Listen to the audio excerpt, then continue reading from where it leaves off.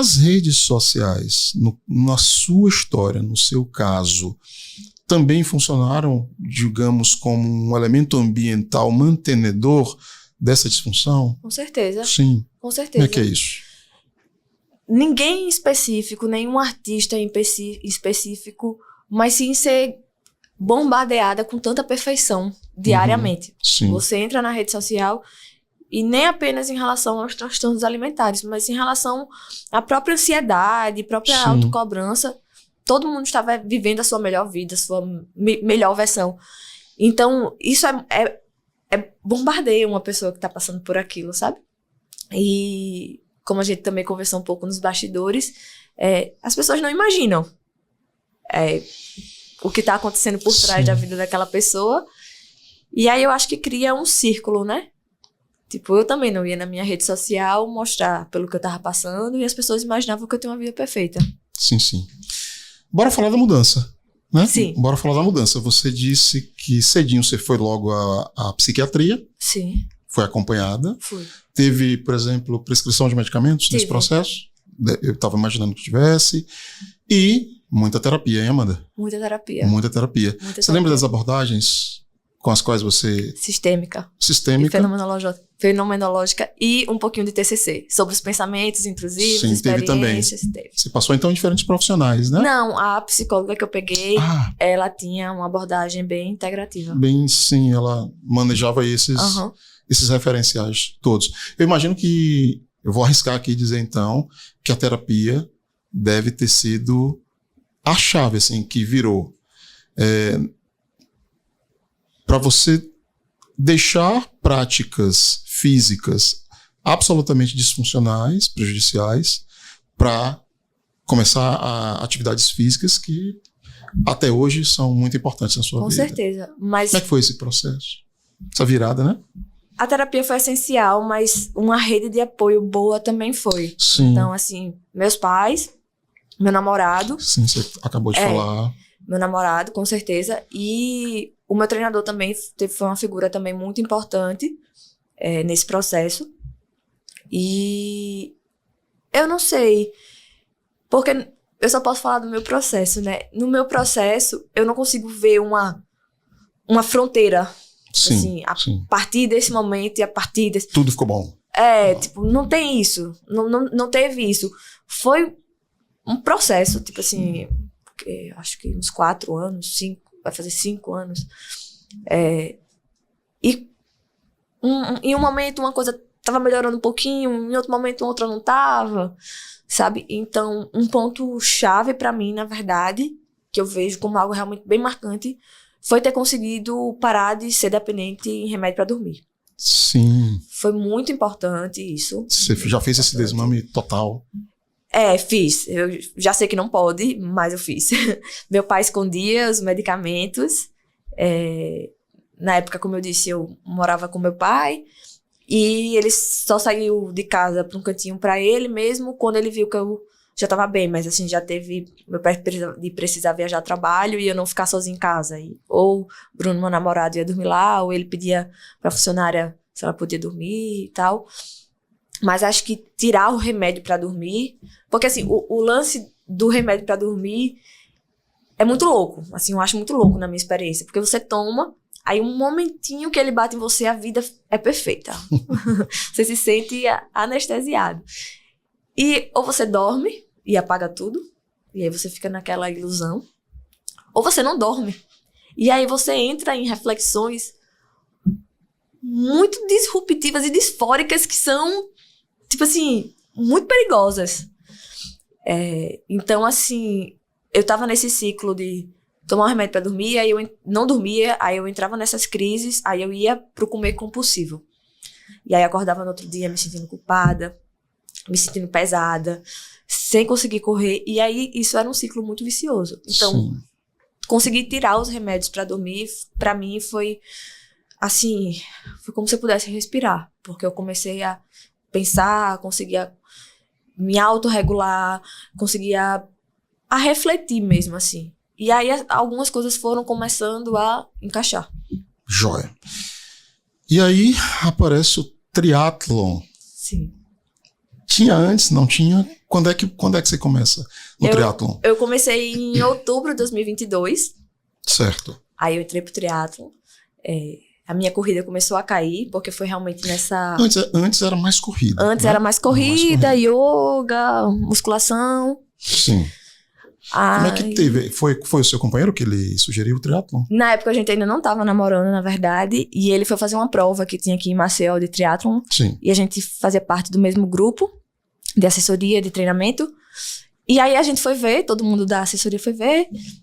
E eu já tinha visto essa prova anteriormente, mas eu nunca senti aptidão, assim, desejo por fazer ela. E depois desse dia eu achei a energia muito contagiante. Ele tava muito também, assim, dentro da prova, muito feliz, muito realizado. Aí eu fiz, caraca, eu acho que eu quero testar isso daqui. Eu sou um pouco impulsiva. Aí eu vou testar. Aí comprei uma bicicleta. Nem tive tanta reflexão, realmente, assim, tipo... Apareceu e eu já quero comprar uma bicicleta. Você comprou o quê? Uma Speed? Foi, comprei uma Speedzinha. Pronto, aí entra essa prova e comprar a Speed, a gente tava conversando, então ele foi uma figura muito presente aí nesse começo, me ensinou a nadar, aí me ensinou a clipar na bicicleta, a gente anda com o pedal e a sapatilha presa. Exato, explica pro pessoal aí o que é clipar. Eu pedalo há 2 anos, não tive coragem ainda, sempre o pezinho solto. Tem a queda clássica que todo mundo cai quando clipa a primeira vez, cai em frente à Lopana, 9 da manhã. É o batismo, né? Pessoal, clipar tem algumas... É um taco que chama. Isso, tem uma presilha embaixo, né, da sapatilha, que você encaixa no pedal, fixa no pedal, e isso aumenta o desempenho, né? Porque você não perde o contato com o pedal, aí o seu movimento fica mais cíclico, você coloca mais força. Nunca tive coragem, meu pezinho sempre solto. Aí pronto. Aí entrei, mas eu ainda não tava bem emocionalmente, e eu perdi mais ainda a minha corrida, que já não tava legal por causa dessas questões emocionais, psicológicas, e eu perdi mais ainda a corrida. Então, o meu primeiro contato com o triatlo, o esporte ainda tava pra mim como essa válvula de escape, sabe? Tipo assim, eu vou deslocar ali, E quando eu quis tirar os remédios pra dormir, tive essa ajuda, essa rede de apoio, a gente migrou de assessoria, foi para outra assessoria esportiva, e eu estava inscrita numa prova, um 70.3 que existia aqui em Maceió, que é uma das distâncias do triatlo, que é você nadar 1.900, pedalar 90 e correr 21. Pare que eu cansei só de ouvir os números. E eu não estava nada preparada, eu não conseguia terminar um treino. Repete, Amanda. Repete as distâncias, por favor. 1.900 nadando. 1.900 nadando, Já tô com dor nas costas. 90 quilômetros pedalando. Já pedalei 90. Já bom. Já pedalei 90. E correndo 21. Mas o problema é que, no meu caso, foram só os 90. Saí de casa e voltei, né? Não nadei antes, não corri depois. Complicado. 1.900 nadando, 90 quilômetros pedalando e a corrida. 21. Uau, meia maratona de corrida. Gente. Meia maratona. Tem que ser de ferro. Não? Ironman. Ironman, exatamente. Meio Ironman. E aí pronto, mas eu não tava nada preparada. Caramba. Foi um delírio, um delírio eu fazer essa prova. E... Você foi de cara fazer essa prova?